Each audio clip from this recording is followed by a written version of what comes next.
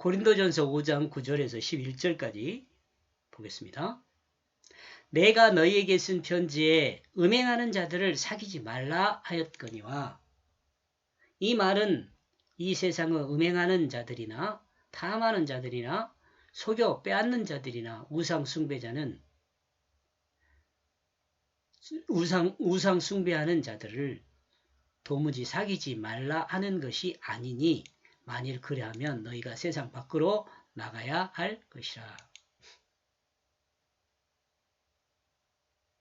이제 내가 너희에게 쓴 것은 만일 어떤 형제라 일컫는 자가 음행하거나 탐욕을 부리거나 우상 숭배를 하거나 모욕하거나 술 취하거나 속여 빼앗거든 사귀지도 말고 그런 자와 함께 먹지도 말라 함이라. 여기까지요. 12에서 13 다시 볼게요. 9절 제가 번역한 내용은 내가 너희에게 쓴 이 편지 안에 음행하는 자들과 사귀지 말라 했다. 성경은 이미 음행하지 말라고 말씀하셨습니다. 성경은 음행하는 자들과 사귀지 말라고 말씀하십니다.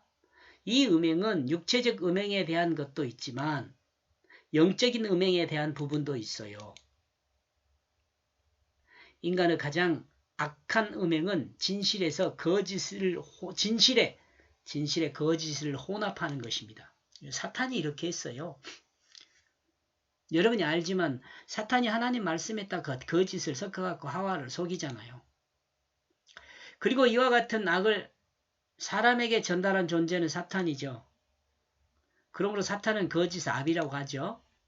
이러므로 예수님은 하나님 말씀의 뜻을 따라 말씀을 가르치지 않고 인간의 경험된 지식으로 하나님의 뜻을 잘못 해석하여 가르치는 자들에게 뭐라 그래요? 독사의 자식들이라고 하셨습니다. 여러분이 잘 알겠죠? 성경에 기록된 하나님 말씀을 잘못 해석해서 가르치는 것은 자신들도 하나님 나라에 들어가지 못할 뿐 아니라 그 가르침을 받는 자들도 하나님 나라에 들어가지 못하게 한다고 해요. 이러므로 이와 같은 자들은 성령을 회방하는 용서받지 못할 죄를 짓는다 이렇게 이야기를 합니다. 이러므로 이와 같은 자들과는 사귀지 말라고 이야기를 하죠. 10절 여기 세상에 그 음행하는 자들과 도무지 사귀지 말라. 또한 그 탐하는 자들과 도색하는 자들 또 우상 숭배하는 자들 너희가 빚지고 있다면 이 세상 밖으로 나가야 할 것이다. 하나님 말씀을 뜻을 따라 진실한 사람으로 사는 사람이 아닌 거짓으로 육체의 정욕을 따라 음행하고 탐하고 토색하고 우상 숭배하는 자들과 사귀지 말라고 이들이 사는 세상으로부터 나가야 한다고 말하죠. 이들이 사는 세상. 여러분 우리가 지금 이들이 사는 세상 안에 있는 것잖아요. 워낙 태초부터 다 범죄해서.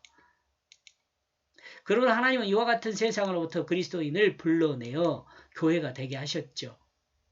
그리고 이와 같은 그리스도인으로 하나님 나라를 확장하는 하나님의 종들이 되게 하셨죠. 이 세상은요. 지금 거짓으로 들어있죠.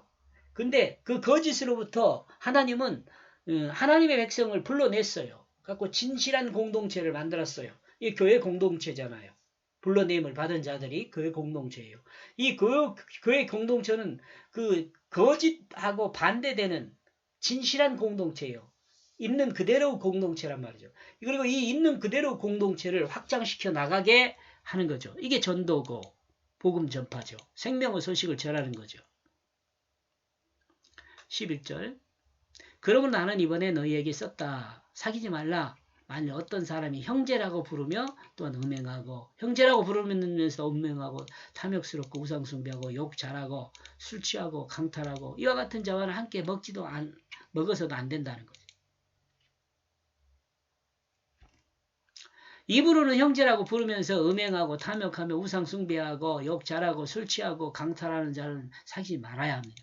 이와 같은 자들과 식탁을 같이 해서도 안 됩니다. 이와 같은 자들이 옛 누룩으로 이와 같은 자들을 옛 누룩이라고 그래요. 옛 누룩.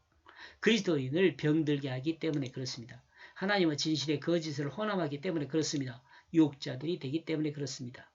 이렇게 그러니까 이런 사람들하고 같이 하면은 혼합되고 유혹돼 가지고 도로 급발작 다시 죽음을 두려워하는 그 세상으로 가는 거예요. 여기까지 보겠습니다. 고맙습니다.